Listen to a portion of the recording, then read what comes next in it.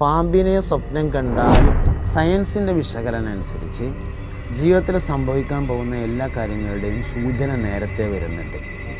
പാമ്പ് മറ്റ് ക്ഷുദ്രജീവികളെ ഞാൻ സ്വപ്നം കാണുന്നു, അങ്ങനത്തെ ജീവികളെയൊക്കെ സ്വപ്നം കാണുന്നത് നല്ലതല്ല എന്നൊരു ചിന്ത പൊതുവെ സമൂഹത്തിൽ. ഉറങ്ങിയിട്ട് റാഹത്താവുന്നില്ലെങ്കിൽ ആ ഉറക്കം ക്ലിയർ അല്ല എന്നാണ് അതിൻ്റെ അർത്ഥം. പാമ്പ് മറ്റ് ക്ഷുദ്രജീവികളെ ഞാൻ സ്വപ്നം കാണുന്നു, അങ്ങനത്തെ ജീവികളെയൊക്കെ സ്വപ്നം കാണുന്നത് നല്ലതല്ല എന്നൊരു ചിന്ത പൊതുവെ സമൂഹത്തിലുണ്ട്. അത്തരം ആളുകളും നമുക്ക് മെസ്സേജ് അയച്ചിട്ടുണ്ട്, സാറുമായി ഇത് ചർച്ച ചെയ്യണമെന്ന്. ഈ സ്വപ്നം എന്ന് പറയുന്ന വിഷയം നമ്മൾ ഒരു എപ്പിസോഡിൽ ചർച്ച ചെയ്ത് തീർക്കാവുന്ന ഒരു സംഗതിയല്ല, അതൊരു വലിയ ഏരിയയാണ്. സ്വപ്നത്തെ ആദ്യമായി മോഡേൺ സയൻസിൽ വ്യാഖ്യാനിച്ച ഒരാൾ ഫ്രോയിഡാണ്. ഫ്രോയിഡിൻ്റെ ഈ വിഷയവുമായി ബന്ധപ്പെട്ട് മാത്രമുള്ള പുസ്തകങ്ങൾ നിലവിലുണ്ട്. ഫ്രോയിഡിൻ്റെ ചിന്താധാരകൾ പരിശോധിക്കുമ്പോൾ അതിന് ഒരു ചെറിയ ജൂത ടച്ച്, ആക്ഷേപിക്കാൻ വേണ്ടി ഞാൻ പറയുന്നതല്ല, ഒരു ജൂത ടച്ച്, ജൂത ഫിലോസഫിയുമായി അതിനൊരു ടച്ചിനെ കാണാൻ പറ്റും. ജൂത ഫിലോസഫിയുമായിട്ടുള്ള ടച്ചും ഇസ്ലാമിക ഫിലോസഫിയുമായുള്ള ടച്ചും രണ്ടാണ്. പാമ്പിനെ സ്വപ്നം കണ്ടാൽ ശത്രു ഉണ്ട് എന്നതിൻ്റെ മേൽ അറിയിക്കുന്നു. എന്ത് എല്ലാവർക്കും അറിയുന്ന ഒരു സാധനമാണ്. പക്ഷേ എവിടെയാണ് ശത്രു, ആരാണ് ശത്രു എന്നതാണ് പ്രധാനപ്പെട്ട പ്രശ്നം. എല്ലാവരും മനസ്സിലാക്കി വെച്ചത് തന്നോട് ആർക്കോ ശത്രുതയുണ്ട് എന്നറിയിക്കാനാണ് താൻ പാമ്പിനെ കണ്ടത് എന്നാണ്. പക്ഷേ അത് ഇസ്ലാമിക് ഫിലോസഫിയിലേക്ക് ചേർത്ത് വെക്കുമ്പോൾ നിനക്ക് ആരോടോ ശത്രുതയുണ്ട് എന്ന് നിന്നെ അറിയിക്കാനാണ് യഥാർത്ഥത്തിൽ പാമ്പിനെ കണ്ടിട്ടുള്ളത്. സംഗതി പാമ്പ് ശത്രുവാണ്. ഞാനൊരു സ്വപ്നം കണ്ടാൽ, ഞാനൊരു പാമ്പിനെ കണ്ടാൽ എനിക്ക് അതെ, എപ്പോഴും കുറ്റം മറ്റുള്ളവർക്ക് ഇട്ടുകൊടുക്കാനാണ് ഞാൻ ശുദ്ധൻ, മറ്റവൻ പാപി. അതുകൊണ്ട് നേരെ തിരിച്ചാണ് ഇസ്ലാമിക ഫിലോസഫി. എല്ലാവരും നല്ല മനുഷ്യന്മാരാണ്, ഇയാണ് ഏറ്റവും മോശക്കാരെന്നുള്ളതാണ്. അതുകൊണ്ട് പാമ്പ് ശത്രു തന്നെയാണ്, അതിൽ തർക്കമൊന്നുമില്ല. പക്ഷേ ഈ ശത്രുത നമ്മുടെ ഉള്ളിലാണുള്ളത്, വേറൊരാളുടെ ഉള്ളിലല്ല. ഇത് നല്ല സ്വപ്നമാകുമ്പോൾ മുബഷിറാത്ത് എന്ന് പറഞ്ഞത് വേറൊരാൾക്ക് നൽകുന്ന ഇൻഫർമേഷൻ അല്ല, നമുക്ക് നൽകുന്ന ഇൻഫർമേഷനാണ്. നിന്നിൽ ഉള്ള പോരായ്മ ഇന്നതാണ്, അത് തിരുത്തണമെന്ന് നിന്നെ അറിയിക്കാൻ വേണ്ടിയാണ് യഥാർത്ഥത്തിൽ അതുള്ളത്. അപ്പോൾ ഒരാൾ പാമ്പിനെ സ്വപ്നം കണ്ടാൽ ഇന്നലെ ആരോടാ തിരക്ക് കൂടിയത് എന്ന് ആലോചിക്കണം. അത് ഇന്ന ആളോടാണ്, അത് ശരിയല്ല എന്ന് മനസ്സിലായി. നാളെ കാണുമ്പോൾ അസ്സലാമു അലൈക്കും, ഒന്നും വിചാരിക്കണ്ട കേട്ടോ, ഞാനൊന്നും ഉണ്ടായിട്ട് പറഞ്ഞതല്ല എന്ന് പറയാൻ തയ്യാറുണ്ടോ? പിറ്റേ ദിവസം കാണൂല. നേരെ മറിച്ച് ശത്രുവിനെ എങ്ങനെ തിരഞ്ഞെടുക്കുകയാണ്, എന്നപ്പോൾ തിരഞ്ഞു കിട്ടുക? അത് കിട്ടൂല. തീർച്ചയായും നമ്മളൊരു ആത്മവിശകലനത്തിന് തയ്യാറാകണമെന്നാണ് അർത്ഥം. തീർച്ചയായും. പക്ഷേ ആത്മാവിൻ്റെ സഞ്ചാരമാണ് എന്ന് താങ്കൾ പറയുമ്പോഴും ഈ സ്വപ്നങ്ങൾ ചിലതെല്ലാം കണ്ടത് സംഭവിക്കാറുണ്ട്, ചിലത് സംഭവിക്കാതിരിക്കുന്നുമുണ്ട്. അപ്പോൾ അതെങ്ങനെയാണ് ചേർത്ത് വയ്ക്കുക? സംഭവിക്കുന്ന സ്വപ്നങ്ങളും സംഭവിക്കാത്ത സ്വപ്നങ്ങളും എങ്ങനെയാണ്? അതിന് മതപരമായ വിശകലനം ഒന്ന് വേറെയാണ്, സയൻസിൻ്റെ വിശകലനം ഒന്ന് വേറെയാണ്. സയൻസിൻ്റെ വിശകലനം അനുസരിച്ച് ജീവിതത്തിൽ സംഭവിക്കാൻ പോകുന്ന എല്ലാ കാര്യങ്ങളുടെയും സൂചന നേരത്തെ വരുന്നുണ്ട്. പിന്നെ നമ്മൾ വളരെ ശ്രദ്ധിക്കാതെ പോകുന്ന ചില മൈക്രോ മൂവ്മെൻറ്റുകളുണ്ടാവും, അത് നമ്മൾ കുറച്ച് നേരത്തെ വരും. ഈ മൈക്രോ മൂവ്മെൻറ്റുകൾ, ഇങ്ങനെയുള്ള മൈക്രോ മൂവ്മെൻറ്റുകളുടെ ഭാഗമായി എല്ലാ വിഷയങ്ങൾക്കും അനുബന്ധം ഉണ്ടാവും, അനുബന്ധങ്ങളില്ലാത്തൊരു വിഷയവുമില്ല. അപ്പോൾ ഈ വിഷയങ്ങളുടെ അനുബന്ധങ്ങളൊക്കെ ആയിട്ടാണ് സയൻസ് പലപ്പോഴും സ്വപ്നങ്ങളെ വിലയിരുത്തുന്നത്. ഒരു വിഷയം വരാൻ പോകുന്നുണ്ടെങ്കിൽ വരാൻ പോകുന്ന വിഷയത്തെക്കുറിച്ചുള്ള പേടി നേരത്തെ വരും. ഉള്ളിൽ ഇങ്ങനെ ഒരു എന്തോ ഒരു അസ്വാഭാവികത സംഭവിക്കാൻ പോകുന്നു. ഇതിനെ ഇമേജ് ചെയ്യും. ആ ഇമേജ് ചെയ്യുന്നത് സ്വപ്നങ്ങളായിട്ട് വരും. പിന്നെ ഇതിലേക്ക് വരുമ്പോൾ ചില സ്വപ്നങ്ങൾ അതേപോലെ യാഥാർത്ഥ്യമാകുന്നു, ചിലത് യാഥാർത്ഥ്യമാകുന്നില്ല എന്നാണ്. യാഥാർത്ഥ്യമാകുന്നത് മുബഷിറാത്ത് ഇനത്തിൽപ്പെടുന്ന സ്വപ്നങ്ങളാണ്. അതിനൊരുപാട് നിബന്ധനകൾ പാലിക്കപ്പെടേണ്ടതുണ്ട്. ഇസ്ലാമികമായിട്ട് പറയുകയാണെങ്കിൽ സ്വാലിഹായ സ്വപ്നം എന്ന് പറഞ്ഞാൽ സ്വാലിഹായ മനുഷ്യൻ കാണുന്ന സ്വപ്നം എന്നാണ് അതിൻ്റെ അർത്ഥം. ആൾ സ്വാലിഹാണോ എന്നാലേ അവൻ സ്വാലിഹായ സ്വപ്നം കാണുള്ളൂ, അല്ലെങ്കിൽ അവൻ കാണുന്നത് സ്വാലിഹായ സ്വപ്നം അല്ല, അത് അവൻ എന്തോ ഇട്ട് പൂട്ടാനുള്ള പരിപാടിയാണ് എന്ന് മനസ്സിലാക്കുക. അപ്പോൾ ആദ്യം വിലയിരുത്തേണ്ടത് ഈ സ്വപ്നം കാണാൻ ഞാൻ യോഗ്യനാണോ. ചരിത്രത്തിൽ ഏറ്റവും അറിയപ്പെടുന്ന സ്വപ്ന വ്യാഖ്യാതാവാണ് ഇബ്നു സീരീൻ. നല്ല സ്വപ്ന വ്യാഖ്യാന പുസ്തകങ്ങൾ പരിശോധിച്ചാലും ഇബ്നു സീരീൻ്റെ സ്വപ്ന വ്യാഖ്യാനം എന്ന് കാണും. ഇബ്നു സീരീനും ആ പുസ്തകമായിട്ട് വലിയൊരു ബന്ധമൊന്നും ഉണ്ടാവില്ല, എന്നാലും അങ്ങനെ കാണും. ലോകത്തെ ഏറ്റവും അറിയപ്പെടുന്ന ആളാണ് ഇബ്നു സീരീൻ. അദ്ദേഹം താബികളുടെ കാലത്ത് ജീവിച്ച താബികളിൽപ്പെട്ടൊരു പ്രധാനിയാണ്. ഒരിക്കൽ ഒരാൾ ഇബ്നു സിരീൻ്റെ അടുക്കൽ വന്നിട്ട് ഒരു സ്വപ്നത്തെക്കുറിച്ച് പറഞ്ഞു. ചെളി നിറഞ്ഞ ഒരു കുഴിയിൽ നിന്ന് ഒരാൾ ചെണ്ട മുട്ടുന്നത് കണ്ടു എന്നതാണ് പറഞ്ഞ സ്വപ്നം. ഇബ്നു സിരീൻ പറഞ്ഞു, ഈ സ്വപ്നം ഒരിക്കലും നീ കാണില്ല. അപ്പോൾ അയാൾ ചോദിച്ചു, വന്ന ആൾ ചോദിച്ചു, പിന്നെ ആര് കാണണ്ടെന്ന് ചോദിച്ചു. അയാൾ പറഞ്ഞു, ഈ സ്വപ്നം ഹസനുൽ ബസരി കാണേണ്ട സ്വപ്നമാണ് എന്ന് പറഞ്ഞു.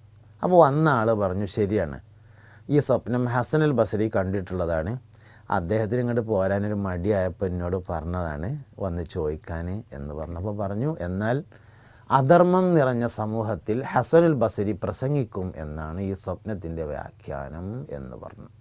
അപ്പോൾ ഞാൻ പറഞ്ഞുകൊണ്ടിരിക്കുന്നത് ഇതാണ്, സ്വാലിഹായ സ്വപ്നം സ്വാലിഹായ മനുഷ്യൻ കാണുന്ന സ്വപ്നമാണ്. ഈ സ്വപ്നം കാണാൻ ഞാൻ യോഗ്യനാണോ എങ്കിൽ അത് മുബശ്ശിറാത്ത് എന്ന ഇലാഹിയായ ഭാഗത്തു നിന്നുള്ള സ്വപ്നമാണ്. ഈ സ്വപ്നം കാണാൻ ഞാൻ യോഗ്യനല്ലെങ്കിൽ ഇതെന്നെ എവിടെയോ കൊണ്ടായി ജാമാക്കാനുള്ള പിശാച്ചിൻ്റെ പരിപാടിയാണ് എന്ന് മനസ്സിലാക്കുക. ഈ ചരിത്രത്തിൽ പലപ്പോഴും സ്വപ്നവ്യാഖ്യാനങ്ങളിലൂടെ ജീവിതം മാറ്റിമറിച്ച ഒരുപാട് കഥകളുണ്ട്. ബഹുമാനപ്പെട്ട യൂസുഫ് നബി അലൈഹി ഇസ്ലാമിൻ്റെ കഥകളൊക്കെ സ്വപ്നത്തിലൂടെയാണ് തടങ്കിൽ നിന്ന് രക്ഷപ്പെട്ട കഥകൾ. പക്ഷെ നമുക്കത് നമ്മൾ നേരത്തെ പറഞ്ഞതുപോലെ സ്വപ്ന വ്യാഖ്യാനം എന്നത് മറ്റൊരു വലിയ വിഷയമാണെന്നുള്ളത് കൊണ്ട് നമുക്ക് ആ വിഷയത്തിലേക്ക് ഒരുപാട് ആഴ്ന്നിറങ്ങേണ്ടിയിരിക്കുന്നു ഇൻഷാ അല്ലാഹ്. പക്ഷേ ഈ സ്വപ്നത്തെക്കുറിച്ച് പറയുമ്പോൾ ഒരു പ്രവാചകവചനം കേട്ടതായിട്ട് ഞാൻ ഓർക്കുന്നു, നല്ല സ്വപ്നങ്ങളെ നമുക്ക് മറ്റുള്ളവരോട് പറയുന്നതിന് കുഴപ്പമില്ല, ചീത്ത സ്വപ്നം കണ്ടാൽ പറയരുത് എന്ന് അങ്ങനെ കേട്ടിട്ടുണ്ട്. ശരിയാണ്? തീർച്ചയായും. യാക്കൂബ് നബി അലൈഹി ഇസ്ലാമിൻ്റെയും യൂസുഫ് നബി അലൈഹി ഇസ്ലാമിൻ്റെയും സംഭവത്തിൽ നിന്ന്, നിങ്ങൾ സൂചിപ്പിച്ച ആ സംഭവത്തിൽ നിന്നും ഈ കാര്യം മനസ്സിലാക്കാം. നക്ഷത്രങ്ങളും സൂര്യചന്ദ്രനും വന്ന് യൂസുഫ് നബി അലൈഹി ഇസ്ലാമിനെ സുജൂദ് ചെയ്യുന്നതായി കണ്ട സ്വപ്നം പിതാവായ യാക്കൂബ് നബി അലൈഹി ഇസ്ലാമിനോട് പറയുമ്പോൾ, നീ ഇത് നിൻ്റെ സഹോദരന്മാരോട് പറയരുത് എന്ന് യാക്കൂബ് നബി അലൈഹി ഇസ്ലാം നിർദ്ദേശിക്കുന്നുണ്ട്. നല്ല സ്വപ്നം കണ്ടാൽ എനിക്ക് നന്മ വരണമെന്ന് ഉദ്ദേശിക്കുന്ന ആളുകളോട് അത് പറയാം, അല്ലാത്തവരോട് പറയുന്നു എന്നുള്ളതാണ്. അതെ, അല്ലാത്തവരോട് പറയാൻ പാടില്ല. ചീത്ത സ്വപ്നങ്ങളാണ് കണ്ടതെങ്കിൽ, അതിലെ ചീത്ത വല്ലതുണ്ടെങ്കിൽ അതിനെ തൊട്ട് അള്ളാഹുവിനോട് കാവൽ ചോദിക്കുക എന്നല്ലാതെ ആരോടും പറയാൻ പാടില്ല. രാത്രിയിൽ സ്വപ്നം കണ്ട് ഞെട്ടി ഉണർന്നാൽ ഇടത് വശത്തേക്ക് ഉമിനീരില്ലാതെ 3 തവണ തുപ്പുക. അഊദു ബില്ലാഹി മിനശ് ശൈത്വാനിർ റജീം എന്ന് പറയാം. ഏത് ഭാഗത്തേക്കാണോ നിലവിൽ ചെരിഞ്ഞു കിടന്നിരുന്നത് ആ ഭാഗത്ത് നിന്ന് മറ്റേ വശത്തേക്ക് ചെരിഞ്ഞു കിടക്കുകയും ചെയ്യാം. അതാണ് അതിന് ചെയ്യേണ്ട കാര്യം. നമ്മൾ തുടക്കത്തിൽ പറഞ്ഞൊരു വിഷയത്തിലേക്ക് ചേർത്ത് വയ്ക്കണമെന്ന് തോന്നുന്നു. ഭയാനകമായ സ്വപ്നങ്ങൾ കാണുന്നതിനാൽ ഉറങ്ങാൻ വല്ലാത്ത പേടി തോന്നുന്നു, അതുമൂലം ഉറക്കം നഷ്ടപ്പെടുന്ന അവസ്ഥ. എന്താണ് പരിഹാരം എന്നുള്ളതിന് ഈ ഒരു മറുപടി തന്നെയാണോ? തീർച്ചയായും. അവിടെ തന്നെ ഒരു അനുബന്ധം കൂടിയും പറയാനുള്ളത്, അത്തരക്കാർ നിർബന്ധമായും പകലുറക്കം ഒഴിവാക്കണം. ഇത് ചില ശീലങ്ങൾ ഇതിന് കാരണമാവും. പകൽ കണ്ടമാനം ഉറങ്ങിപ്പോയാൽ രാത്രി സ്വസ്ഥമായ ഉറക്കം കിട്ടൂല. ഈ ഉറക്കം എന്ന് പറയുമ്പോൾ ഒരു കാര്യം, ചില ആളുകളോട് ഉറക്കമുണ്ടോയെന്ന് ചോദിച്ചാൽ ഉറങ്ങല്ലാതെ പിന്നെന്താ എനിക്ക് പണി, ഉറങ്ങന്നെ എന്ന് പറയും. വാസ്തവത്തിൽ അത് ഉറക്കല്ല. അത് ഉറക്കല്ല എന്നുള്ളതിൻ്റെ ഏറ്റവും പ്രധാനപ്പെട്ട അടയാളമാണ്. ഉറക്കം എന്ന് പറയുന്നത് റാഹത്താവാൻ വേണ്ടിയിട്ടാണ്. ഉറങ്ങിയിട്ട് റാഹത്താവുന്നില്ലെങ്കിൽ ആ ഉറക്കം ക്ലിയർ അല്ല എന്നാണ് അതിൻ്റെ അർത്ഥം. സംഭവം അയാൾ 18 മണിക്കൂർ ഉറങ്ങുന്നുണ്ട് എന്നുള്ളത് ശരിയാണ്, പക്ഷെ അയാൾ ഉറങ്ങുന്നില്ല. അതല്ല ഉറക്കം എന്ന് പറഞ്ഞത്. സമ്പൂർണ്ണ നിദ്രയിൽ അല്പസമയമെങ്കിലും കഴിയുന്നതാണ് ഉറക്കം. എല്ലാ നിലക്കും നിദ്ര, അതായത് ഇൻറ്റേർണൽ ഓർഗൻസ്, ആമാശയം, അതിൻ്റെ പ്രവർത്തനം വരെ നിർത്തിവെച്ച് സമാധാനത്തിലേക്ക് പോകണം. ഇതാണ് സമ്പൂർണ്ണ നിദ്ര. ഈ സമ്പൂർണ്ണ നിദ്രയിൽ ഒരല്പസമയം ഉണ്ടായിരിക്കുക പ്രധാനം. അപ്പോൾ ഇത്തരം ആളുകളോടൊരു കാര്യം പറയാനുള്ളത്, എപ്പോഴും ഉറങ്ങുന്നതിന് മുമ്പ് ഒന്ന് റിലാക്സ് ആവണം. ശരീരത്തിൻ്റെ വെളുത്ത പ്രതലങ്ങൾ കഴുകി വൃത്തിയാക്കുക. കൈയിൻ്റെ അടി, കാലിൻ്റെ അടി, മുഖം കഴുകി വൃത്തിയാക്കുക. നല്ല വിരിപ്പുള്ള സുഗന്ധം പൂശിയ ഒരു കട്ടിലിൽ കിടക്കുക. പറ്റുമെങ്കിൽ റൂമിന് ഉള്ളിൽ നേരിയ നീല നിറം അടിക്കുന്നത് ഉറക്കത്തെ സഹായിക്കുന്നതാണ്. കളർ തെറാപ്പിയിൽ പറയുന്ന പ്രധാനപ്പെട്ട ഒരു ഭാഗമാണ്. ഉറക്കത്തെ സഹായിക്കുന്നത് നീല കളറാണ്. മങ്ങിയ നീല കളർ അടിക്കുക. എന്നിട്ട് കട്ടിൽ സുഖമായി കിടക്കുക. സുഖമായി കിടന്നതിന് ശേഷം അറിഞ്ഞുറങ്ങുക എന്ന് പറഞ്ഞാൽ പിന്നെ കേരളത്തിലെ കോഴിക്കോട് ജില്ലയിലെ ദർശനയുടെ പിന്നെ ഷൂട്ടിംഗ് ഹാൾ, ആ ഷൂട്ടിംഗ് ഹാളിലാണ് ഞാൻ ഇപ്പോഴുള്ളത്. അതിലെ കട്ടിലാണ് ഞാനിപ്പോൾ കിടക്കുന്നത്. ഞാനിങ്ങനെ ഉറക്കത്തിലേക്ക് പോയിക്കൊണ്ടിരിക്കുകയാണ്. എൻ്റെ കൈയും കാലും ഒക്കെ ഇങ്ങനെ സമാധാനത്തിലേക്ക് ശാന്തിയിലേക്ക് ഇങ്ങനെ പോകുന്നു ഇങ്ങനെ വിചാരിച്ചിങ്ങാണ്ട് ഇങ്ങനെ ഉറങ്ങുക. ഇതാണ് അറിഞ്ഞുറങ്ങുക എന്ന് പറയുന്നത്. പലപ്പോഴും നമ്മൾ അറിഞ്ഞിട്ടല്ല ഉറങ്ങുന്നത്, അറിയാതെയാണ് ഉറങ്ങുന്നത്. ഇതാണ് ഉറക്കത്തിൻ്റെ രസം കിട്ടാതിരിക്കാൻ കാരണം, അറിഞ്ഞുറങ്ങുന്നില്ല എന്നതാണ്. സാർ ഇങ്ങനെ അതിനെക്കുറിച്ച് പറയുമ്പോൾ ഞാൻ എൻ്റെ ഈ സീറ്റിൽ നിന്ന് ഇങ്ങനെ പറയുമ്പോൾ ഒരു ഹിപ്നോട്ടിസത്തിൻ്റെ സ്വയം ഹിപ്നോട്ടിസം ചെയ്യുക എന്ന് തന്നെ വേണ്ടി പറയാവുന്ന. വാസ്തവത്തിൽ ഇത് സെൽഫ് ഹിപ്നോസിസിൻ്റെ ഒരു ചെറിയ ടേമാണ് ഞാൻ ഉപയോഗിച്ചിട്ടുള്ളത്. ഉറക്കത്തിൽ എപ്പോഴും നമുക്ക് അറിഞ്ഞുറങ്ങാൻ പറ്റുക എന്നത് പ്രധാനപ്പെട്ടൊരു ഭാഗം തന്നെയാണ്. ഇതിന് ഉറക്കത്തിന് മാത്രം ബാധകമാകുന്നതല്ല. അറിഞ്ഞ് കുളിക്കുക, അറിഞ്ഞ് മൂത്രമൊഴിക്കുക, അറിഞ്ഞ് യാത്ര ചെയ്യുക, അറിഞ്ഞ് വായിക്കുക, അറിഞ്ഞുകൊണ്ട് എഴുതുക, അറിഞ്ഞ് ഭക്ഷണം കഴിക്കുക. ഞാൻ ഭക്ഷണം കഴിക്കുകയാണെന്ന് അറിഞ്ഞുകൊണ്ട് ചെയ്യുക, അത് വളരെ പ്രധാനപ്പെട്ട കാര്യമാണ്. പക്ഷേ ഇപ്പോൾ താങ്കളിതിങ്ങനെ പറഞ്ഞു വരുമ്പോൾ ഇന്നത്തെ തലമുറ അല്ലെങ്കിൽ ഇന്നത്തെ സമൂഹത്തിന് ബാധിച്ച വലിയൊരു പ്രശ്നമുണ്ട്. ഇതൊന്നും അറിഞ്ഞല്ല ചെയ്യുന്നത്. ഭക്ഷണം കഴിക്കുമ്പോൾ മൊബൈൽ നോക്കുന്നു, ബാത്റൂമിൽ പോകുമ്പോൾ ഹെഡ്സെറ്റിലൂടെ സംസാരിച്ചുകൊണ്ടിരിക്കുന്നു, യാത്ര ചെയ്യുമ്പോൾ, റോഡ് ക്രോസ് ചെയ്യുമ്പോൾ തുടങ്ങി എപ്പോഴും ഇപ്പോൾ മനുഷ്യനെ അറിയാതെ എല്ലാം യാന്ത്രികമായി ചെയ്തു പോകുന്നു എന്നുള്ളതാണ്. തീർച്ചയായും അതൊരു വലിയൊരു പഠനം നടത്തുകയും. കുളിക്കുമ്പോൾ നമ്മൾ കുളിക്കുകയാണ്, വെള്ളം എൻ്റെ ശരീരത്തിലേക്ക് ഇങ്ങനെ വീണുകൊണ്ടിരിക്കുന്നു എന്ന് ഒരിക്കലും ആലോചിക്കണില്ല.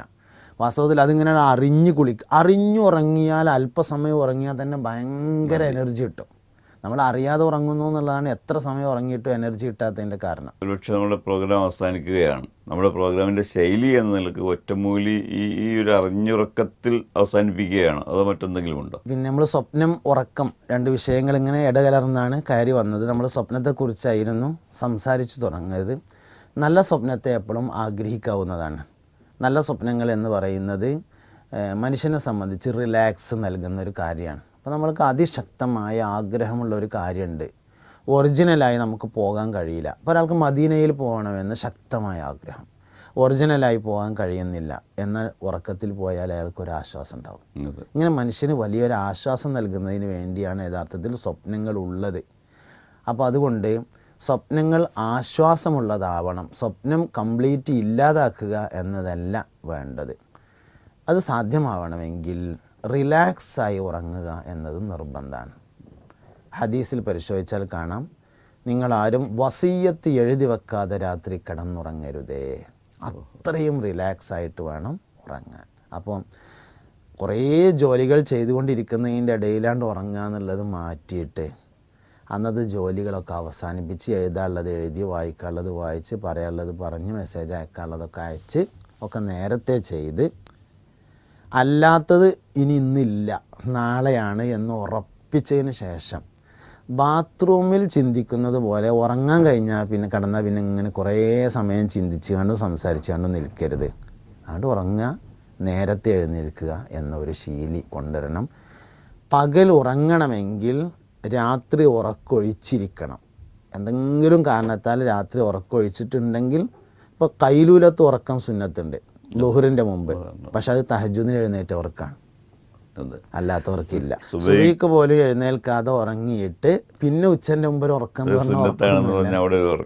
അതില്ല. അപ്പോൾ പകൽ ഉറങ്ങാം, അത് എന്തെങ്കിലും അനിവാര്യ കാരണത്താൽ രാത്രി ഉറക്കമൊഴിച്ചവർക്കാണ്. അപ്പോൾ ഞാൻ നൽകുന്ന ഒറ്റമൂല്യം ഇതാണ്: നേരത്തെ ഉറങ്ങുക, നേരത്തെ എഴുന്നേൽക്കുക, അനിവാര്യ ഘട്ടങ്ങളിലല്ലാതെ പകൽ ഉറങ്ങാതിരിക്കുക. എന്നാൽ ജീവിതവും ഉറക്കവും സ്വപ്നവും എല്ലാം സുന്ദരമായിരിക്കും.